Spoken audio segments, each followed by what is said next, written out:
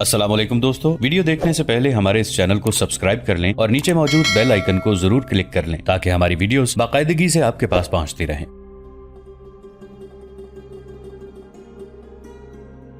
बुलाओ उन्हें, साद रजी अल्लाह अन्हु ने जोश में आकर उठते हुए कहा। उन्हें फौरन लाओ। साद रजी अल्लाह अन्हु जज्बे के जोश में उठे थे, मगर दर्द की ऐसी टीस उठी कि बिस्तर पर ऊंधे मुंह गिरे। वो यहीं आ रहे हैं, सलमा ने कहा। आप क्यों उठने की कोशिश कर रहे हैं? अस्सलामु अलैकुम सिपहसालार, ये कैका की आवाज थी।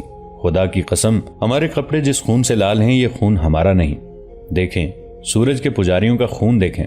कैका के साथ तुलैहा और हम्माल थे और उनके साथ कायम मुकाम सिपहसालार खालिद बिन अरतफा थे। उन्होंने साद रजी अल्लाह अन्हु बिन अबी वक़ास को तफसील से बताया कि दुश्मन का एक दस्ता आ रहा था जिसे घात लगाकर खत्म कर दिया गया है। खुदा की कसम, साद रजी अल्लाह अन्हु ने कहा, आने वाली नस्लें और उनके बाद आने वाली नस्लें तुम्हें याद करेंगी। और क्या तुम नहीं समझते कि यह अल्लाह का इशारा है कि फतह हमारी होगी?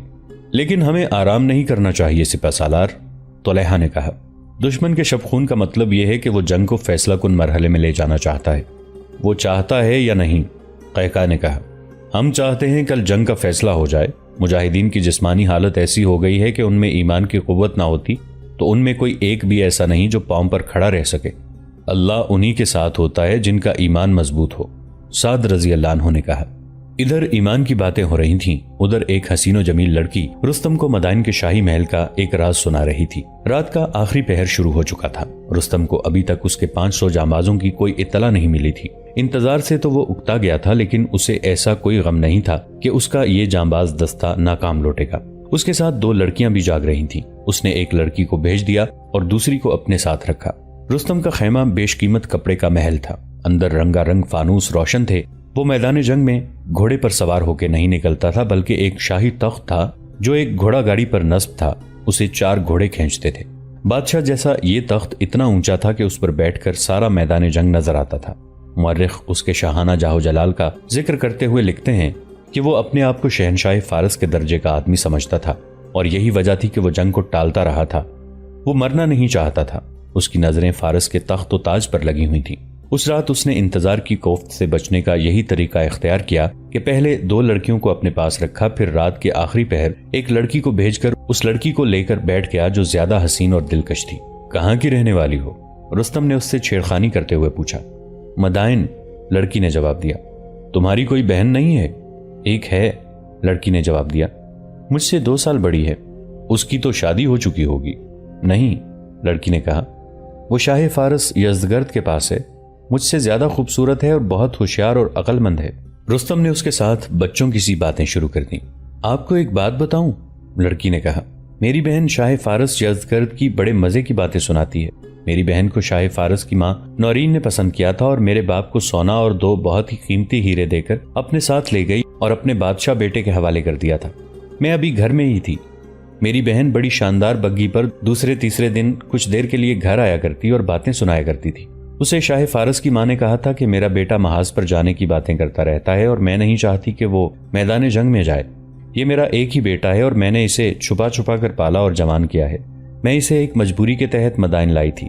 मुझे फारस की शहनशाही से ज्यादा अपना बेटा अजीज है, लेकिन बेटे को फारस की सल्तनत और फारस के वकार के साथ इतनी दिलचस्पी पैदा हो गई है कि उसके लिए जान तक देने को तैयार रहता है।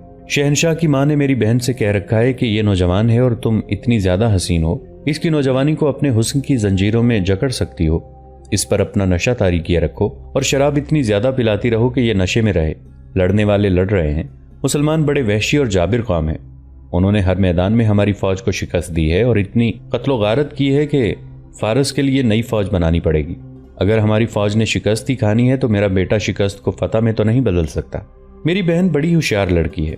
उसने शाह फारस को अपने असर में ले लिया, लेकिन फारस की मोहब्बत और मुसलमानों की दुश्मनी उसे नशे में भी याद रहती थी और वो कहता था कि ना मुझे रुस्तम पर भरोसा है ना किसी और जर्नैल पर। ये उन दिनों की बातें हैं जब अब कादसिया नहीं आए थे। उसकी माँ बहुत परेशान थी। आखिर माँ कहीं से एक सफूफ लेकर आ गई और मेरी बहन को दिया कि जब कभी यज़दगर्द मैदान जंग में जाने का इरादा करे, इस सफूफ की चुटकी शराब में मिलाकर उसे पिला दिया करे। मुझे जिस रोज आपके पास भेजा गया उससे 2 रोज पहले मेरी बहन घर आई थी। उसने बताया कि यज़दगर्द को जब ये सफूफ पिलाया जाता है तो वो मदहोश नहीं होता बल्कि और ज्यादा बेदार हो जाता है, लेकिन मैदान जंग को भूल जाता है। ہنستا کھیلتا ہے اور بالکل پتہ نہیں چلتا کہ اس پر کسی نشے کا اثر ہے۔ اب معلوم نہیں اس کی کیا حالت ہے۔ آپ مجھ سے ناراض تو نہیں ہو جائیں گے؟ میں نے شاہ فارس کی شان میں گستاخی کی ہے۔ رستم ہنس پڑا۔ اس کا چہرہ بتا رہا تھا کہ وہ ناراض نہیں بلکہ راز کی یہ بات سن کر خوش ہوا ہے۔ وہ ناراض ہوا ہوتا تو وہ لڑکی کے سوال کے جواب میں ہنس نہ پڑتا۔ اسی وقت قاصد کو پیغام دے کر مدائن بھیج دیا کہ فلاں لڑکی کو گرفتار کر لیا جائے، کیونکہ وہ شاہ فارس کی ماں کے ایما پر اسے کوئی خطرناک نشہ آور دوائی پلا رہی ہے۔ تاریخ نویسوں کی تحریروں سے صاف پتہ ملتا ہے کہ رستم دل میں اقتدار کی ہوس لیے ہوئے تھا۔ پہلے بھی ہم ذکر کر چکے ہیں کہ پوران ملکہ فارس بنی تو اس نے رستم کو وزیر جنگ بنا کر تمام کاروبار سلطنت اس کے حوالے کر دیا تھا۔ رستم کا یہ دعویٰ تھا کہ وہ علم نجوم میں مہارت رکھتا ہے۔ اس نے پیشن گوئی کی تھی کہ سلطنت فارس کا انجام اچھا نہ ہوگا۔ کسی نے اس سے پوچھا کہ اسے معلوم ہے کہ سلطنت کا انجام اچھا نہیں ہوگا تو اس سلطنت کی ذمہ داریاں کیوں قبول کرنی ہیں؟ اس نے جواب دیا تھا کہ اقتدار کی ہوس اور حکومت کے لالچ میں۔ اس نے ہنس کر لڑکی کو اپنے ساتھ لگا لیا۔ عین اسی وقت اسے خیمے سے باہر کھڑے چوبدار کی آواز سنائی دی۔ وزیر سلطنت، کماندار اعلیٰ کی خدمت میں ایک زخمی سپاہی حاضری کی اجازت چاہتا ہے، فوراً اندر بھیجو۔ رستم نے بلند آواز سے کہا اور لڑکی کو یوں دھکیل کر ایک طرف کر دیا جیسے کسی بے جان چیز کو راستے سے ہٹایا جاتا ہے، اور اٹھ کھڑا ہوا۔ ایک سپاہی خیمے میں داخل ہوا۔ اس کے کپڑے خون سے لال تھے، اس کے ایک گال سے بھی خون بہہ رہا تھا۔ اس کے جسم پر نہ جانے کتنے زخم تھے۔ وہ خیمے میں آ کر یوں زمین پر بیٹھ گیا جیسے گر پڑا ہو۔ اس کا منہ کھلا ہوا تھا اور وہ ہانپ رہا تھا۔ بولو کیا ہوا ہے؟ رستم نے کہا۔ پانی، زخمی نے کراہتی ہوئی آواز میں کہا۔ زندہ نہیں رہوں گا، مرنے سے پہلے ساری بات سناؤ، رستم نے رونت آمیز لہجے میں کہا اور دربان کو آواز دے کر بلایا۔ اسے پانی پلاؤ۔ سب مارے گئے، زخمی نے بڑی مشکل سے کہا۔ اتنے میں فارس کا مشہور جرنیل جالینوس خیمے میں داخل ہوا۔ مجھے کسی نے بتایا ہے کہ شب خون مارنے والے دستے کا ایک آدمی آیا ہے، جالینوس نے تیزی سے بولتے ہوئے کہا۔ میں اسی انتظار میں سویا ہی نہیں، تم بھی سن لو، رستم نے جالینوس سے کہا اور زخمی سے مخاطب ہوا۔ ہاں، سب مارے گئے ہیں اور تم زخمی ہو کر نکل آئے ہو۔ یہ بتاؤ کہ شب خون کیسا رہا؟ اربوں کا تم لوگوں نے کتنا نقصان کیا ہے؟ شب خون والی جگہ تک تو ہم پہنچ ہی نہیں سکے، زخمی سپاہی نے ہامتی کامتی اور کراہتی ہوئی آواز میں کہا۔ ابھی راستے میں تھے کہ اچانک ہر طرف سے مسلمان ہم پر ٹوٹ پڑے۔ وہ تو جیسے ہمارے انتظار میں وہاں چھپے ہوئے تھے۔ ان کا حلہ ایسا اچانک اور اتنا زبردست تھا کہ ہمیں ہتھیار نکالنے اور سنبھالنے کی بھی مہلت نہ ملی۔ انہوں نے ہمیں چاروں طرف سے ایسا دبایا کہ ہم سب ایک دوسرے کے ساتھ جڑ گئے۔ ہم کوئی جوابی کارروائی کر ہی نہیں سکتے تھے، ہتھیار نکال بھی لیتے تو بیکار تھے۔ کتنے آدمی بچ کر آئے ہیں؟ رستم نے قہر بری آواز میں کہا۔ شاید میں ہی واپس آیا ہوں، زخمی نے ایسی آواز میں کہا جو ڈوبتی جا رہی تھی۔ کوئی قسمت والا ہی نکلا ہوگا، میں نے آپ کو اطلاع۔ اس کی آواز ڈوب گئی اور وہ ایک پہلو کی طرف لڑک گیا۔ رستم نے چوبدار کو آواز دی، اسے لے جاؤ۔ رستم نے چوبدار کو حکم دیا، اور کہیں پھینک آؤ۔ وہ جالینوس سے مخاطب ہوا۔ سن لیا تم نے جالینوس؟ یہ بدبخت وہاں تک پہنچے ہی نہیں، یہ سب منتخب تھے، جانباز تھے۔ کیا یہ اچھا نہیں ہوا کہ سب مارے گئے ہیں؟ اس کا مطلب یہ ہے کہ عربوں کے مخبر ہم میں موجود ہیں، جالینوس نے کہا۔ یہ نہیں، رستم نے گرج کر کہا، مطلب یہ ہے کہ وہ بیدار ہیں اور ہم سوئے ہوئے ہیں۔ وہ رات کو بھی ہماری فوج کو دیکھتے رہتے ہیں، لیکن یہ باتوں کا وقت نہیں جالینوس۔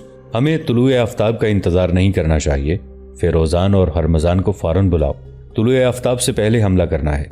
کچھ دیر بعد عربوں کی نماز کا وقت ہو جائے گا، وہ نماز کے لیے اکٹھے ہوں گے تو ہم حملہ کر دیں گے۔ میں آج جنگ کا خاتمہ چاہتا ہوں، میں کسی ایک عرب کو اپنی زمین پر زندہ نہ دیکھوں۔ ہرمزان اور فیروزان فارس کے دو مشہور اور تجربہ کار جرنیل تھے۔ وہ رستم کے خیمے میں آئے۔ انہیں رستم نے بتایا کہ آج پوری فوج سے حملہ کرنا ہے۔ ہدایات اور احکام دے کر رستم نے ان دونوں جرنیلوں میں سے ایک کو دائیں اور ایک کو بائیں پہلو کی دستوں کی کمان دی۔ اتنی بڑی فوج کو حملے کی تیاری کے لیے کچھ وقت درکار تھا۔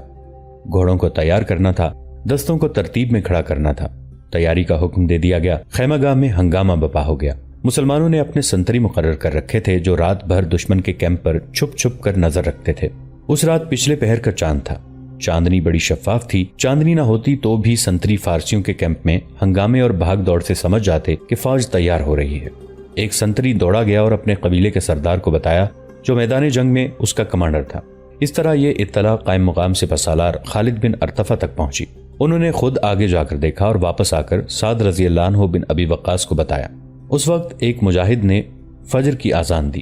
ابن ارطفہ سعد رضی اللہ عنہ نے کہا، اگر میرا دماغ ساتھ چھوڑ نہیں گیا تو آج فارسی اوچھی چال چل رہے ہیں۔ وہ اس وقت حملہ کریں گے جب ہمارا لشکر نماز پڑھ رہا ہوگا۔ لشکر سے کہہ دو تیار ہو جائے، آج نماز قضا پڑی جائے گی، آج ہاتھی نہیں ہوں گے، سب کو بلاؤ۔ ذرا سی دیر میں تمام سالار آ گئے۔ یہ سب اپنے اپنے قبیلے کے سردار تھے۔ میرے رفیقو، سعد رضی اللہ عنہ بن ابی وقاص نے کہا، آج کے دن تم ثابت قدم رہے تو تمہارے گھوڑوں اور مدائن کے راستے میں کوئی رکاوٹ نہیں رہ جائے گی۔ دشمن کی حرکت بتا رہی ہے کہ آج وہ جنگ کا فیصلہ چاہتا ہے۔ فیصلہ تمہارے ہاتھ میں ہے اور فیصلہ آج ہی کرنا ہے۔ تم اللہ کے ساتھ کیے ہوئے وعدے اور عہد پورے کرنا، اللہ اپنے وعدے پورے کرے گا۔ اس کے بعد سعد رضی اللہ عنہ نے سب کو بتایا کہ کون کس پوزیشن میں ہوگا، اور اگر دشمن حملے میں پہل کرتا ہے تو کون سا سالار اپنے دستوں سے حملہ روکے گا اور دوسرے کیا کریں گے۔ یاد رکھو، سعد رضی اللہ عنہ نے کہا، دشمن خاص سر پر آ جائے تم اپنی اپنی جگہ کھڑے رہو گے۔ تکبیر کے تیسرے نعرے پر صرف وہ دستے آگے بڑھیں جنہوں نے حملہ روکنا ہے۔ اپنے آدمیوں کو قابو میں رکھنا تمہارا کام ہے اور یہ بہت ضروری ہے۔ مجھے یہ نظر آ رہا ہے کہ آج رستم بڑے تیز و تند طوفان کی طرح آئے گا۔ ایسا نہ ہو کہ تم بھی جوش میں آ جاؤ اور جو نظم و نسق تم نے کل تک برقرار رکھا ہے وہ ٹوٹ جائے۔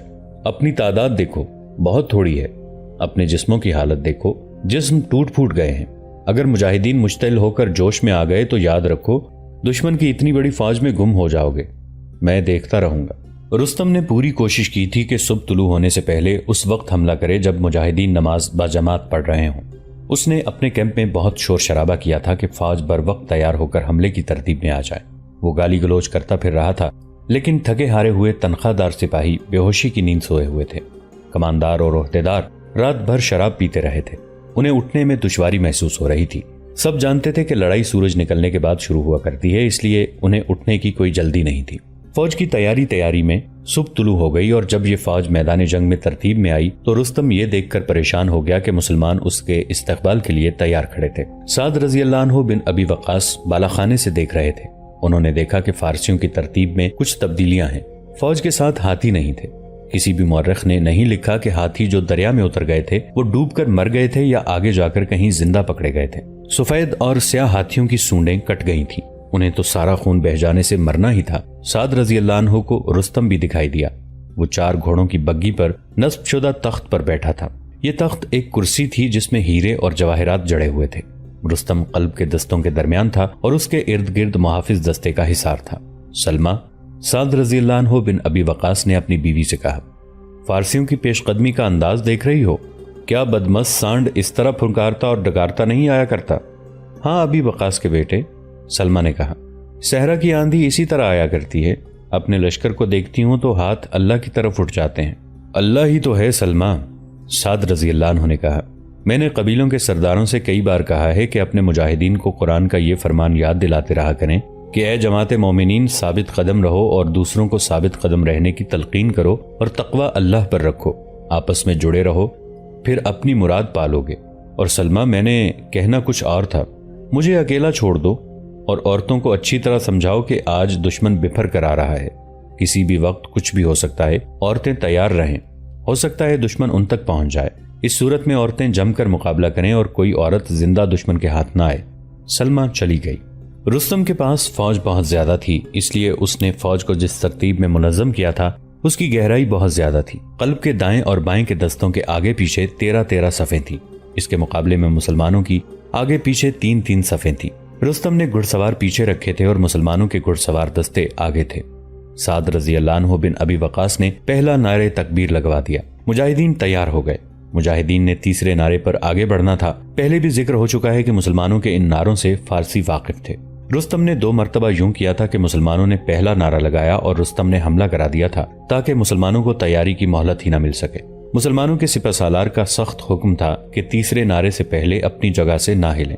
پہلے نعرے پر فارسیوں نے ایک ایسی چال چلی جو پہلے کبھی نہیں چلی تھی، وہ یہ کہ ان کے گھڑ سوار تیر انداز آگے آ گئے اور انہوں نے مجاہدین پر تیروں کی بوچھاڑیں پھینکنی شروع کر دیں۔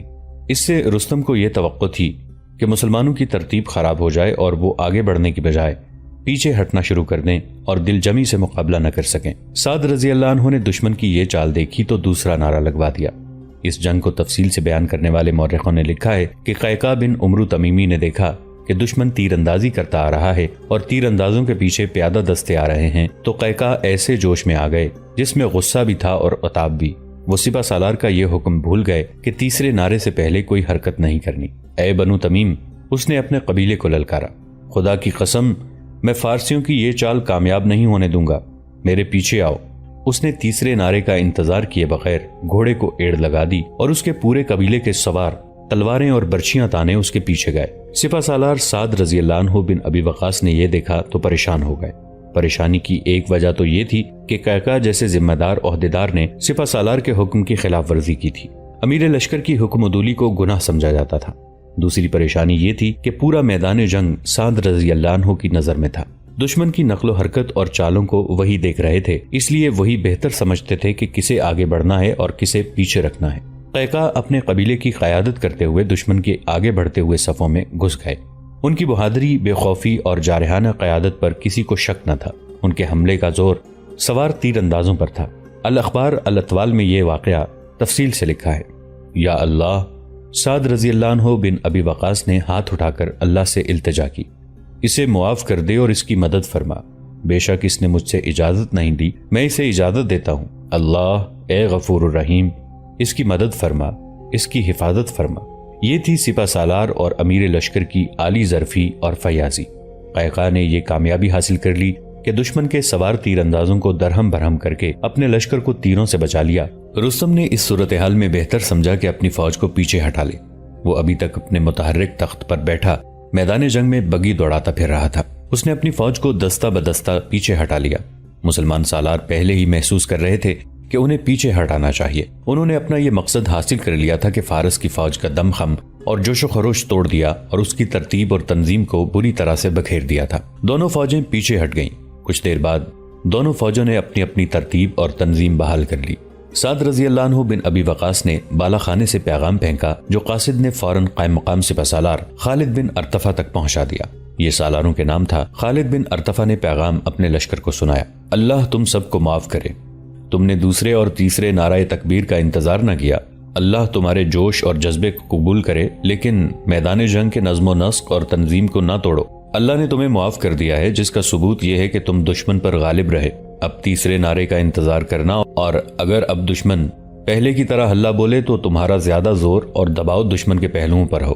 مجھے اطلاع ملی ہے کہ رستم نے اپنے پہلوؤں پر اپنے دو سب سے زیادہ قابل اور بہادر جرنیل رکھے ہیں، ایک کا نام فیروزان اور دوسرے کا ہرمزان ہے۔ خالد بن ارطفہ یہ پیغام بمشکل ہی سنا پائے تھے کہ افق سے بڑا ہی گرد و غبار اٹھا جو میدان جنگ کی طرف بڑھتا اور ہر طرف پھیلتا چلا گیا۔ میدان جنگ کی فضا میں ہوا بالکل بند ہو گئی۔ یہ طوفان سے پہلے کی خاموشی تھی، بڑا ہی خطرناک طوفان آ رہا تھا۔ اللہ کی مدد آ رہی ہے، کسی مجاہد یا سالار نے بڑی ہی بلند آواز سے نعرہ لگایا۔ یہ بڑی ہی تند و تیز آندھی تھی کہ درخت اس کے راستے میں سجدہ ریز ہو رہے تھے۔ اس کی چیخیں اور زناٹے اتنے خوفناک تھے کہ گھوڑے بدکنے لگے۔ گرد اتنی کہ آنکھیں نہیں کھلتی تھی۔ وہ علاقہ تو سرسبز تھا، لیکن یہ آندھی صحرا کی طرف سے آ رہی تھی، اس لیے اس میں ریت بہت زیادہ تھی۔ یہ ریت آنکھوں میں پڑتی تھی۔ سعد رضی اللہ عنہ بن ابی وقاص نے پیغام لکھوایا نہیں، بلکہ بالا خانے کے نیچے کھڑے ایک قاصد سے کہا کہ خالد بن ارطفہ سے کہو کہ اس آندھی کو اللہ کی طرف سے کمک اور مدد سمجھو۔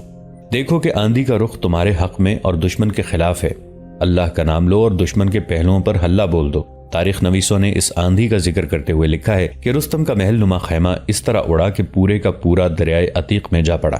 یہاں یہ بات قابل ذکر ہے کہ رستم کے تمام ہاتھی اسی دریا میں ڈوبے تھے اور اس کا خیمہ جو کپڑے کا وسیع و عریض محل تھا اڑ کر اسی دریا میں جا پڑا۔ اس کے اندر جو بیش قیمت اشیاء اور فرنیچر وغیرہ تھا وہ سب کچھ دریا کی نظر ہو گیا۔ مسلمانوں نے اپنے سپہ سالار کا حکم ملتے ہی فارسیوں پر حملہ کر دیا۔ اگر دونوں فوجوں کی تعداد اور جنگی ساز و سامان دیکھا جاتا تو یہ حملہ ایسے ہی تھا جیسے ایک بلی نے ہاتھی پر حملہ کر دیا ہو۔ مسلمانوں کا زیادہ تر زور فارسیوں کے پہلوؤں پر تھا۔ فارسیوں کو توقع نہیں تھی کہ مسلمان اتنی خوفناک آندھی میں حملہ کر دیں گے۔ وہ ذہنی طور پر اس کے لیے تیار نہیں تھے۔ آندھی کا رخ انہی کی طرف تھا۔ ریت اور مٹی ان کی آنکھوں میں پڑ رہی تھی، لیکن یہ رکاوٹ صرف ان کے لیے نہیں تھی۔ لڑائی کے دوران پینترے بدلتے ہوئے اور آگے پیچھے دائیں بائیں ہوتے اور ہٹتے مسلمانوں کے منہ بھی آندھی کی رخ میں آ جاتے تھے اور ریت ان کی آنکھوں میں بھی پڑ جاتی تھی۔ اس لحاظ سے آندھی دونوں فریقین کے لیے رکاوٹ تھی۔ فرق صرف یہ تھا کہ فارسی تنخواہ کے لیے یا اپنے جرنیلوں کی خوشنودی حاصل کرنے کے لیے انعام و کرام کے لیے لڑتے تھے، اور اس کے برعکس مسلمانوں کو صرف اللہ تعالیٰ کی خوشنودی مطلوب تھی۔ دوستو، آج کے لیے اتنا ہی۔ اسی کہانی کی اگلی قسط کے ساتھ بہت جلد حاضر ہوں گے۔ نیچے کامنٹ سیکشن میں اپنی رائے کا اظہار ضرور کیجیے گا۔ हमारे इस चैनल को सब्सक्राइब करके नीचे मौजूद बेल आइकन को भी जरूर क्लिक कीजिएगा। अगली मुलाकात तक के लिए हमारा और आपका अल्लाह निगहबान।